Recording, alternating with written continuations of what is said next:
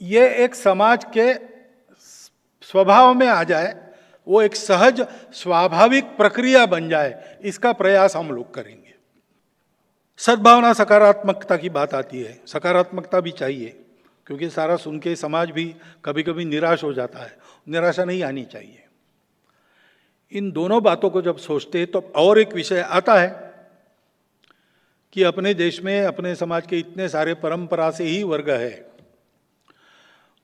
और बाहर से भी वर्ग आए हैं, विशेषकर रिलीजियस वर्ग है। तो बाहर से विचारधाराएं आई, आक्रमण के नाते आई, लेकिन किसी कारण उनको स्वीकार जिन्होंने किया वो तो यहीं के है और आज है, यहीं है। तो विचारधारा भरे रहे विदेशी, क्योंकि हिंदू विचार तो वसुधैव कुटुंबकम वाला होता है, हर रास्ते को अच्छा मानता है। बोलने की बात नहीं है, संतों ने साधना करके दिखा दिया।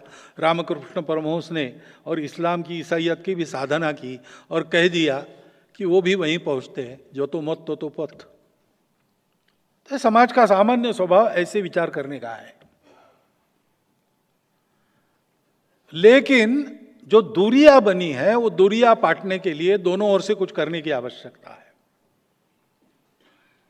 वो होने के लिए कुछ संवाद बने, परस्पर दर्द समझ ले, परस्पर के प्रति दूरी, विश्वास, दूरी बनी है, अविश्वास जो है उसको पाट कर निशंक होकर सब लोग एक देश के, एक समाज के, एक राष्ट्र के अंग के नाते अपनी विविधताओं के बावजूद समान पूर्वजों के वंशज, समान संस्कृति की विरासतदार बनकर आगे बढ़े। ये तो सद्भावना और सकारात्मकता के लिए अत्यंत आवश्यक बात है। उसमें भी हम संभल संभल के, सोच समझ के एक एक कदम आगे बढ़ाने की बात कर रहे हैं।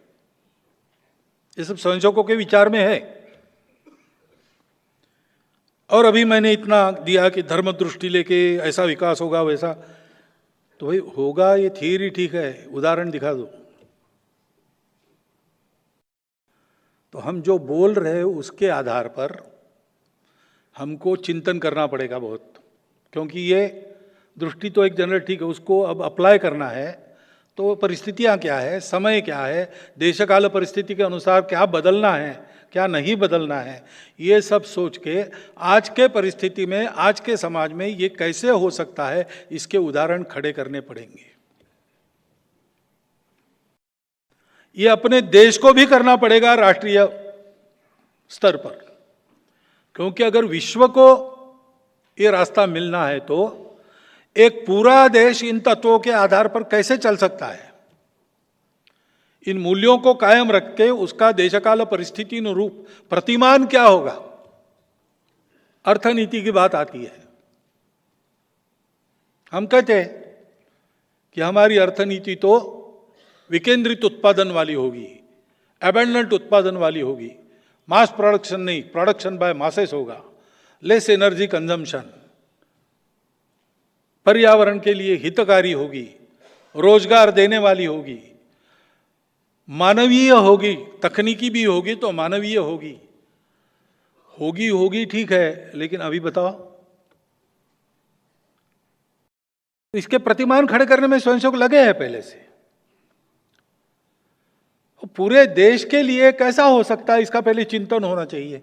उस चिंतन में केवल संघ वाले रहे ऐसा नहीं है, बहुत सारे आर्थिक दृष्टि से प्रवीण लोग हैं, जानने वाले लोग हैं, अलग अलग मत होते ही है, इश्यूज पर मत हमेशा अलग अलग होते हैं। मूल्यों, इन मूल्यों के बारे में किसी का मतभेद नहीं रहता है, लेकिन इसका एप्लीकेशन कैसा करे, इसके 1000 तरीके हो सकते हैं, 1000 मत हो सकते हैं। उन सब ने बैठकर इसकी चर्चा चलाकर एक प्रतिमान खड़ा करना जो व्यावहारिक है और जो एक रास्ता दिखाएगा। ये राष्ट्रीय स्तर पर भी होने की बात है, स्थानीय स्तर पर भी होने की बात है।